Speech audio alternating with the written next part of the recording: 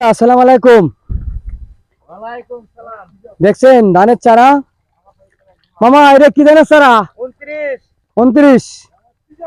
এখন কিন্তু এই ধান লাগাবো, এই চারা লাগাবো। এই দেখেন লাগাচ্ছি। বিসমিল্লাহির রহমানির রহিম। ফাঁকা ফাঁকা হচ্ছে নাকি? দেখেন। হ্যাঁ, মালকারিয়া তো মালকারিয়া। নিজের মাল শিখছো, অন্যের মাল মালকারিয়া। আরে শুনেছে না?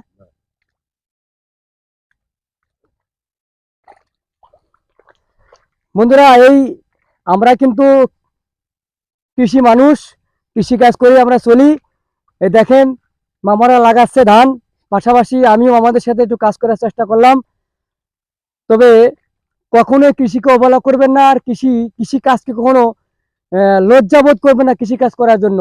কারণ কৃষি বাংলাদেশে কিন্তু প্রধান অর্থকরী খাদ্য হিসেবে দাঁড়াইছে।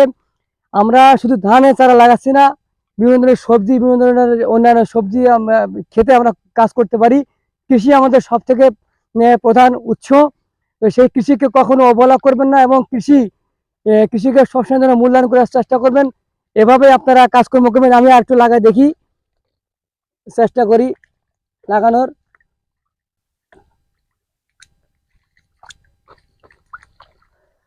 তো দর্শক, এই পর্যন্তই। অন্য কোনো পর্বে আপনাদের সাথে আবার কোনো ক্ষেত্রে নিয়ে দেখা করব। ধন্যবাদ সবাইকে।